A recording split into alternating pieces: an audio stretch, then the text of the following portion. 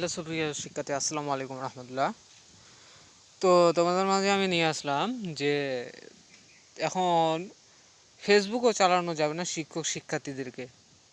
এটা কীরকম কথা হয় যে আমরা ফেসবুকও চালাতে পারবো না, এ কটা আন্দোলনের জন্য আমরা কোনো কিছু শেয়ার করতে পারবো না? এটা কোনো কথা হলো? তারা বলছে যে ফেসবুক সামাজিক যোগাযোগ মাধ্যম স্ট্যাটাস বা ছবি শেয়ারে শিক্ষকদের সতর্ক করলে প্রাথমিক ও গণশিক্ষা অধিদপ্তর যে কোনো প্রকার গুজব বা মিথ্যা তথ্য ছড়ালে ব্যবস্থা নেওয়া হবে বলে জানানো হয়েছে। কোটা সংস্কার আন্দোলনকে কেন্দ্র করে সরব সামাজিক যোগাযোগ মাধ্যম দীর্ঘদিন পর আজ বুধবার চালু করা হয় ফেসবুক সহ সামাজিক যোগাযোগ মাধ্যম সব প্ল্যাটফর্ম গতকালকে চালু করা হয়েছে। এতে অনেকে মিথ্যা ও সত্য সত্য এবং কুরুচিপূর্ণ তথ্য ছড়াচ্ছেন বলে অভিযোগ ডাক ও টেলিযোগাযোগ মন্ত্রণালয়।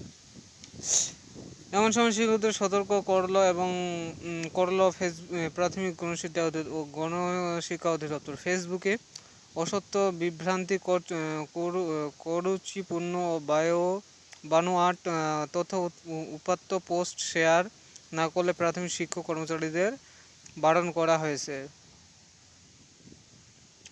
অধিদপ্তরের পরিচালক প্রশাসন অতিরিক্ত দায়িত্ব মোহাম্মদ হামিদুল হক স্বাক্ষরিত এক অফিস আদেশে বুধবার 31 জুলাই তথ্য জানানো হয়।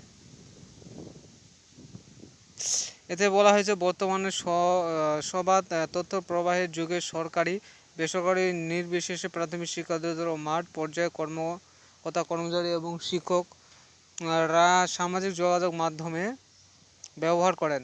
সাম্প্রতিক সময়ে লক্ষ্য করা যাচ্ছে যে কোটা আন্দোলনকে কেন্দ্র করে কিছু স্বার্থন্বেষী ব্যক্তি গোষ্ঠী সামাজিক যোগাযোগ মাধ্যমে বিভিন্ন অসত্য বিভ্রান্তকর কুরুচিপূর্ণ ও বানোয়াট তথ্য উপাত্ত ফেসবুক সহ বিভিন্ন সামাজিক যোগাযোগ মাধ্যমে পোস্ট শেয়ার করে সরকারকে হেয় প্রতিপন্ন করা অসৎ উদ্দেশ্য লিপ্ত রয়েছে। প্রাথমিক শিক্ষা অধিদপ্তর দেশের অন্যতম বৃহৎ সরকারি প্রতিষ্ঠান এবং এই অধিদপ্তরের আওতায় বর্তমান প্রায় 5 লাখের কাছাকাছি শিক্ষক কর্মকর্তা কর্মচারী কর্মরত রয়েছেন। পর্যান্তরের কর্মচারী হিসেবে সরকার কোনো আদেশ নিষেধ বা কার্যক্রম সম্পর্কে সমালোচনা করা বা সরকারি কোনো কার্যক্রম বিষয়ে সামাজিক যোগাযোগ মাধ্যমে নেতিবাচক পোস্ট শেয়ার করা সরকারি কর্মচারী আচরণ বিধিমালা 1979 এর পরিপন্থী। এতে আরও বলা হয়েছে, এর আগেও প্রজাতন্ত্রের কর্মকর্তা কর্মচারী শিক্ষকরা সামাজিক যোগাযোগের মাধ্যমে ব্যবহার সংক্রান্ত বিষয়ে মন্ত্রিপরিষদের বিভাগে জারি করা সরকারি প্রতিষ্ঠান সামাজিক যোগাযোগ মাধ্যমে ব্যবহার নির্দেশিত 2019 পরিমার্জিত সংস্কার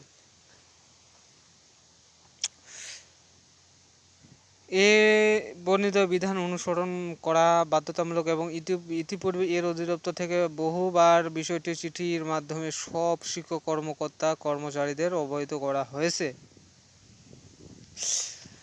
তো ভিউয়ার্স, এখানে দেখতে পারলেন যে তারা কি বলছে। এখানে তো কোনো গুজব বা কোনো কিছু পোস্ট করা হচ্ছে না।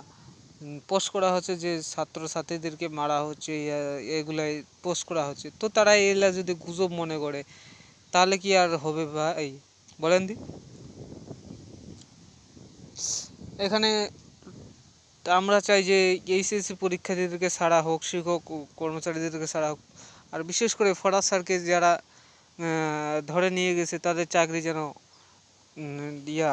শেষ করে দেওয়া হয়, এটাই আমি আশা করি। কারণ ফরাজ স্যারের মতো আর লোক হয় না। তাকে তারা ধরে নিয়ে গেছে এবং মারধরও করতেছে শুনতে পারছি আমি। তো এই বিষয়ে আমি খুব নিন্দা জানাই যে তারা এরকম আচরণ কেন করতেছে। আর সরকারের পতন অবশ্যই আমরা চাই, এই সরকার আমরা চাই না আর। তো আসসালামু আলাইকুম রহমতুল্লাহ।